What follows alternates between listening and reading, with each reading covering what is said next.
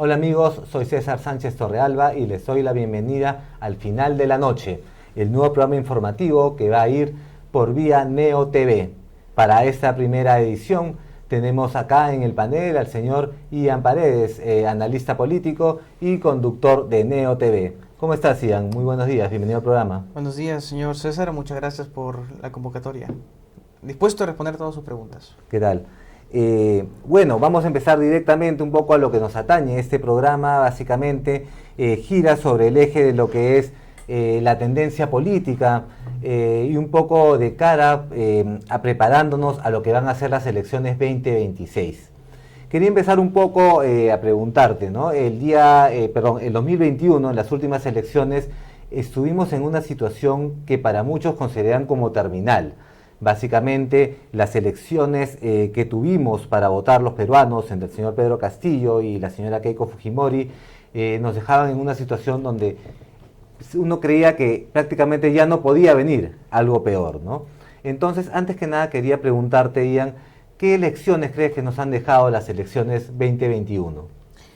Bueno, yo creo, y cosa que puede ser cierto, es que lo peor que podría pasar, digámoslo así, para un sector de la población puede ser que en las próximas elecciones venga a candidatear y quede en segunda vuelta la señorita Keiko Fujimori con Rafael López Aliaga.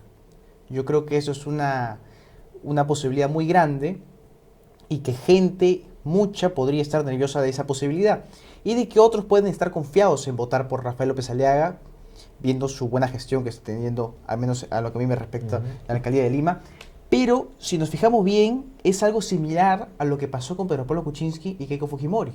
Viendo a Pedro Pablo Kuczynski siendo primer ministro anteriormente de Alejandro Toledo, siendo ministro de Finanzas de Belaúnde Terry y siendo también ministro de Finanzas de Alejandro Toledo. Correcto. Tenía una larga trayectoria en la política y buenos papeles. Digamos, tenía certificados de secundaria del Colegio Markham, había estudiado en Inglaterra, etc.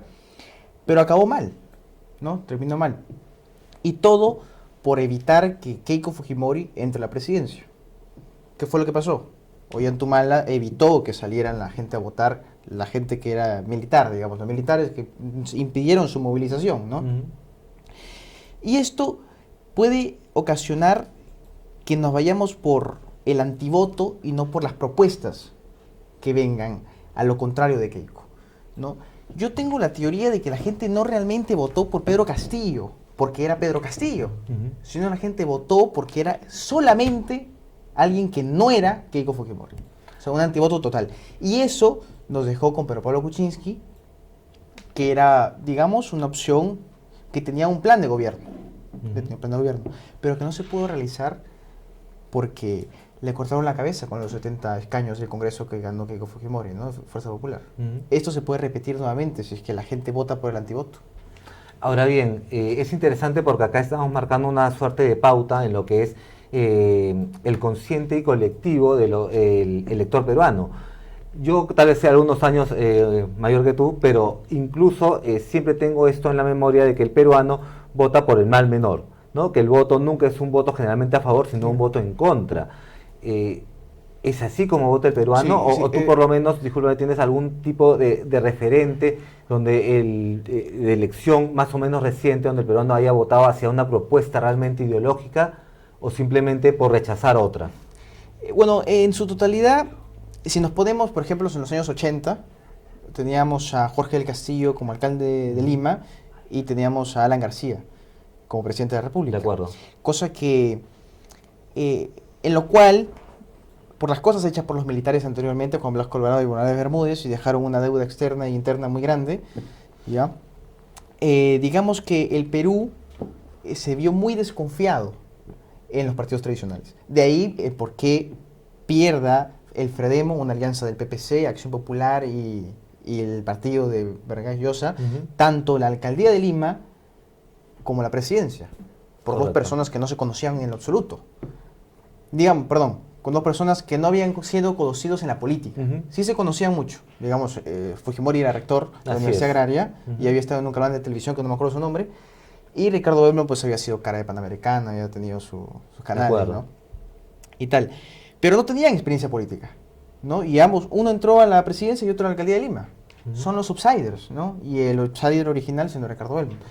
Esto demostró una gran desconfianza de parte de la población, y yo creo que esto es uno de los inicios del por qué el peruano empezó a votar tanto por el sentimiento. Porque somos un país estadísticamente que vota más por el sentimiento, por lo que siente, que por lo que realmente son las propuestas, ¿no?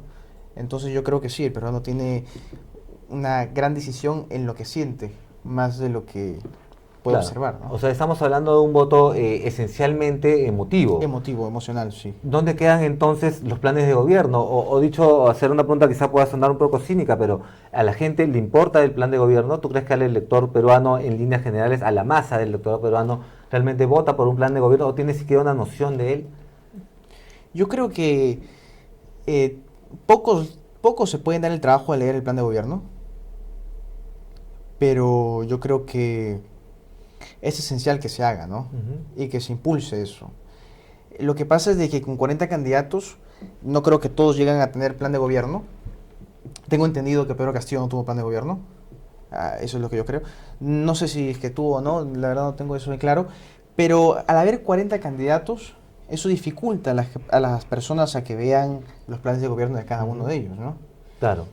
Ahora, bueno, Pedro Castillo, hasta donde tengo entendido, se manejó en un primer momento con el famoso proyecto del mismo Perú Libre, que tenía una suerte de manifiesto que la derecha, digamos, a portas de la segunda vuelta lo empezó a lanzar para generar un poco de temor entre el electorado, ¿no? Donde efectivamente se veían propuestas con tintes claramente marxistas, que no se llevaron a cabo, pero que ahí están, ¿no? Expropiación de medios, mayor presencia del Estado como empresario, mayores impuestos, etcétera, ¿no?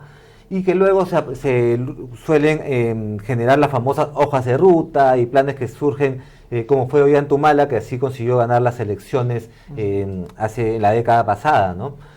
Entonces, ahí un poco también nos ponemos a pensar, cuando un candidato entra, por ejemplo, con un determinado proyecto político, pero entra y cambia completamente la percepción en un primer instante por hacer, digamos, algo más legible, algo más posible sobre todo, ¿no? Aterrizarlo. A veces los primeros proyectos de planes de gobierno que lanzan los partidos son hasta cierto punto muy abstractos, etéreos, en algunos casos hasta con exceso de ideología, y que eso no es difícil plantearlo en una realidad actual, ¿no? En un contexto actual. Y a lo que voy es que tal vez eso a la vez genera de que el electorado que vota quizá de alguna manera por las nociones básicas de ese plan de gobierno se pueda sentir traicionado, ¿no? Entonces, por ejemplo, no sé si tú tienes esta misma percepción, pero en los últimos 20 años la derecha señala que solamente la izquierda ha gobernado el Perú, quizá con excepción del segundo gobierno de Alan García. Pero la izquierda señala exactamente lo mismo al revés, de que solamente la derecha ha gobernado el Perú, que la izquierda no ha gobernado ni con Ollantumala ni con Pedro Castillo. ¿Por qué? Porque quizá estos planes de gobierno no se aplicaron al momento de llegar a la presidencia, ¿no? Entonces, ¿cómo consideras un poco esa tendencia que se ha estado dando en los últimos años en los gobiernos, entrar con un principio y gobernar con otro? Bueno, realmente causa desconfianza, ¿no? Pero yo creo que es algo poco lógico mencionar de que no ha gobernado la izquierda, ¿no? La izquierda ha gobernado con Ollantumala, ha gobernado con Alejandro Toledo, ha gobernado con otros partidos. Yo diría que la pausa es con Pedro Pablo Kuczynski, ¿no? Pero duró poco. Entonces, yo creo que afecta mucho, pero no lo vemos solamente actualmente, o sea, eso empieza desde mucho más atrás, ¿no? Yo recuerdo bueno, no lo he visto, pero yo he visto historia, ¿no? Fernando Belaúnde Terry mencionó que quería hacer 1 millón de trabajos, pero tampoco se pudo hacer. De acuerdo. ¿No? Era una propuesta muy populista, pero más que plan de gobierno son propuestas que se dicen, ¿no? Más que plan de gobierno que tienen, como cambiar la Constitución y 1000 cosas más, como Ollantumala, que juramentó con la Constitución del 79. Así es. Son cosas populistas que se hacen para llegar al poder, ¿no? Y ya una vez llegado al poder, se tiene que desarrollar lo que es más factible, lo que es más realista, ¿no? Pero lamentablemente no debería ser así, ¿no? La gente debería decir con exactitud lo que va a hacer y lo que no va a hacer, sabiendo lo que puede y no puede. De acuerdo. Pero no se puede a veces, ¿no? Y esta suerte de filia que tiene el elector peruano con respecto a la figura del outsider, para empezar, ¿cómo la definirías tú, y en la figura del outsider, Un porque outsider, ahí, ajá, claro, no. depende a quién le consultes, puede haber una Claro. conceptualización distinta. ¿Cuál es la Pero tuya? yo creo que un outsider es aquel que no se ha incluido en política nunca. ¿De acuerdo? El primer outsider fue Ricardo Belmont. Ujú. Ricardo Belmont no había estado en política. Correcto. Hay gente que menciona que Carlos Álvarez es un outsider. Pero Carlos Álvarez se ha metido a un partido que ya existía. La diferencia es que Ricardo Belmont había creado un partido. Ujú. El partido era Obras, ¿no? Y la diferencia es que también Fujimori había creado un partido también. No se había metido a uno. Aunque al principio quiso meterse al de Belmont, ¿no? Pero, cuestión, eso es un outsider, que crea su propio partido y que antes no había estado en ningún partido, no había estado en ninguna política, Ujú. ¿no? Y yo creo que esa es la definición de un outsider. ¿Y cuál sería, digamos, la diferencia entre un outsider y un improvisado? Que un improvisado no tiene ni partido, ni plan de gobierno, ni conocimiento del tema, ¿no? De la política. Y la política abarca la historia, la ciencia política, las ciencias sociales, la teología, la antropología y otros temas, ¿no? ¿Pedro Castillo fue un outsider para ti? Pedro Castillo, no, porque no creó el partido. Ujú. No creó el partido. Y estas, digamos, tendencia que ahora ha habido en la región con respecto a la violencia política, lo que hemos visto recientemente en Colombia, pero que ya también lo presenciamos hace unos años en Ecuador, estos Sí. intentos de magnicidios. Sí. ¿Cómo lo crees que puede aterrizar esto dentro de las elecciones del próximo año que ya se vienen? ¿Crees que se puedan venir, no lo deseamos por supuesto, pero Ujú. que tal vez puedan venir unas elecciones sangrientas? ¿Es posible? Bueno, lo que ocurrió en el Perú en los años 80 con Sendero Luminoso fue justamente lo mismo que está sucediendo ahora mismo en Colombia. En Colombia ha habido hace poco, hace unos cuantos días, una explosión de coche bomba en Ujú. Colombia. Así es. Cosa que no lo vemos en los años, desde los años 80 con el M-19 ahí, Ujú. financiado por Pablo Escobar. Correcto. Y tampoco vemos que haya matado a un candidato presidencial a punto de ganar las elecciones, que es para mí como matar al próximo presidente Ujú. de Colombia, que fue Jair Bolsonaro, no, perdón, que fue Luis Carlos Galeán en Colombia, en los años 80 también. Así es, asesinado por el cártel de Medellín. Asesinado por el cartel de Medellín. Sí. Y esto no solamente se ha habido afectado en Ecuador, como has mencionado, sino también ha habido afectado Brasil con Jair Bolsonaro, le metieron una De puñalada, acuerdo. me acuerdo. En México, hace poco a un alcalde le han cortado la cabeza y lo pusieron encima de un coche. También me acuerdo de eso. Un De poco hecho, más lejos con Donald Trump. También. y a Donald Trump lo intentado hacer un Ujú. atentado, ¿no? Le han intentado hacer un atentado. Entonces, esto que escaló a Perú en algún momento fue Sendero Luminoso, ¿no? Y esto fue también provocado porque la Constitución del 79, la Constitución del 79, permitía esas libertades, ¿no? En esos años había movimientos sindicalistas que podían hacer mítines, como por ejemplo los hace ahora mismo el mayor Antauro Humala, De acuerdo. con esas propuestas de voy a fusilar a tal, ¿no? Vamos a hacer un golpe, etcétera, ¿no? Que ahora se sancionan, Ujú. como han puesto la ilegalidad del partido Antauro Humala. Así es. Pero antes no se podía, antes había total libertad de hacer eso. Y se creaban, por ende, en universidades focos Ujú. de adoctrinamiento, ¿no? Que se le advertían al presidente Fernando Belaúnde Terry, que no hacía caso. En la actualidad ya no sucede eso porque en vez de grupos terroristas más allá del MIR, por ejemplo, del MRTA, Movimiento Revolucionario Tupac Amaru, del Sendero Luminoso, etcétera, ya no hay estos movimientos porque se tiene una inteligencia, yo creo, mejorada desde que entró Fujimori Ujú. y mejorada también por Vladimir Montesinos, ¿no?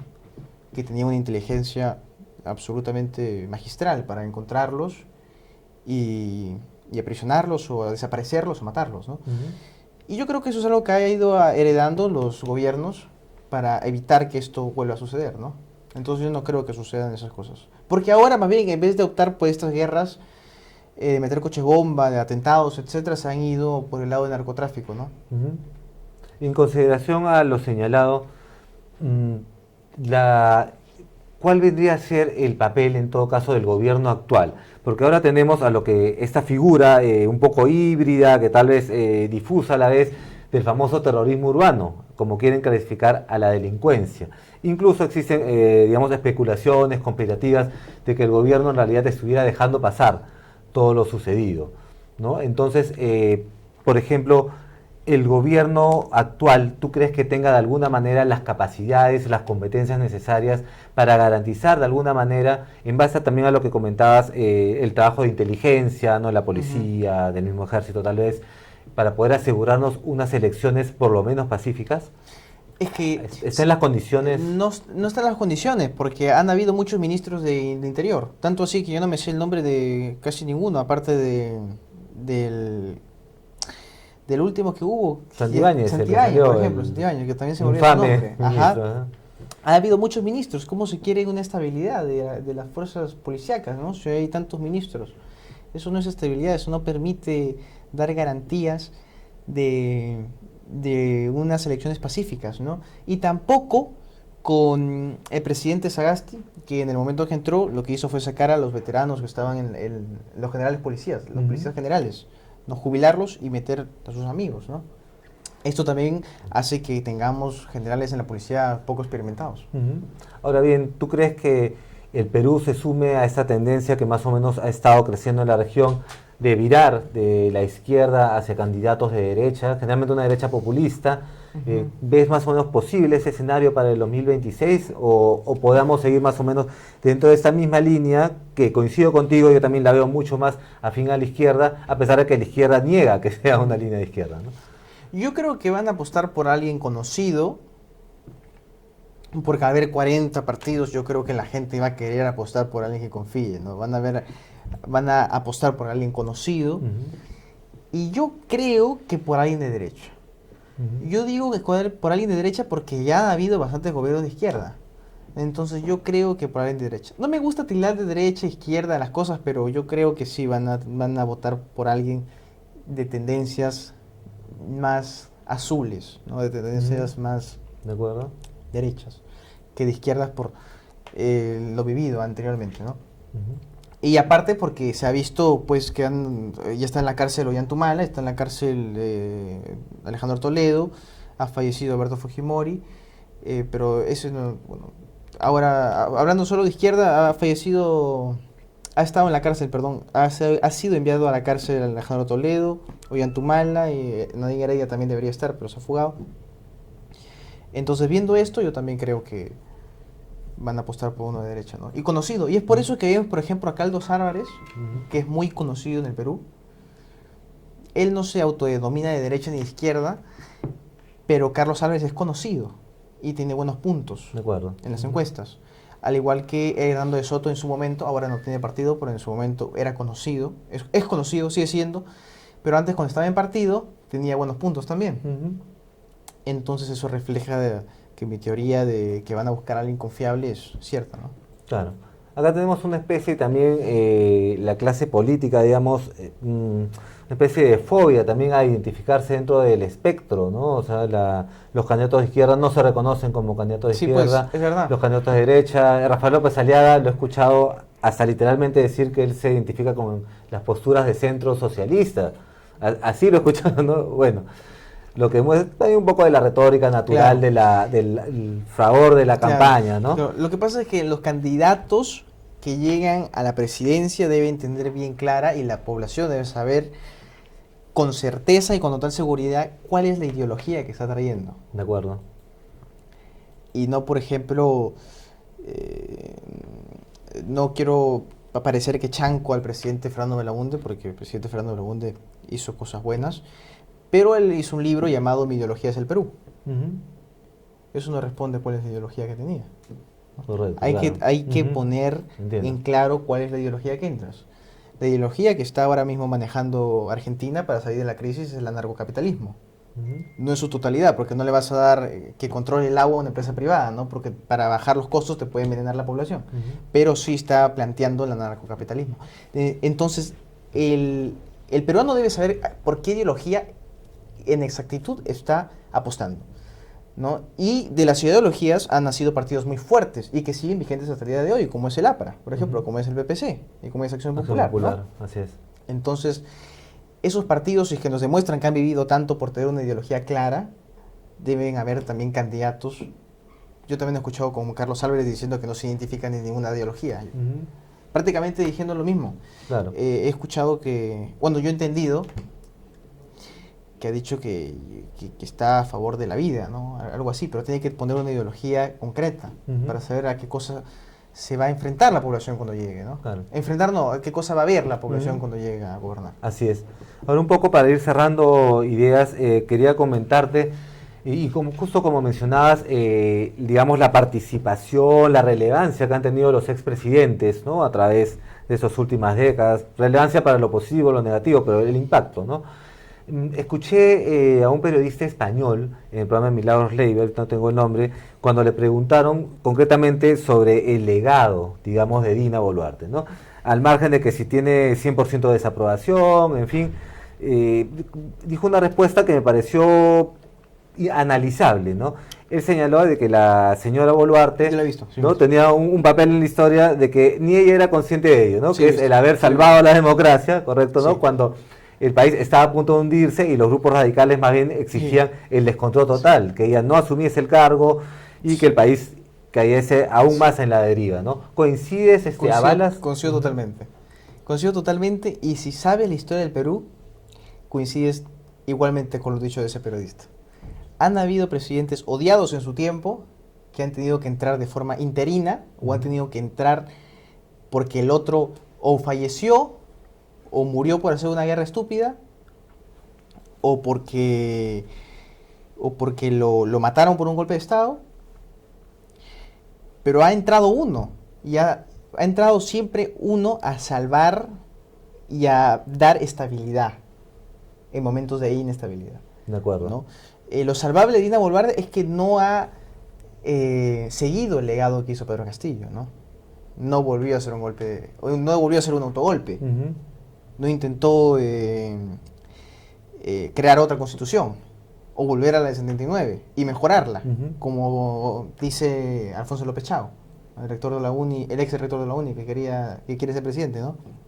Creo que incluso hasta cierto punto aplicó paños fríos hacia algunos Claro. aspectos que estaban prácticamente a punto de estallar, ¿no? Sí, totalmente. Si te das cuenta, no hemos tenido muchos presidentes en poco tiempo.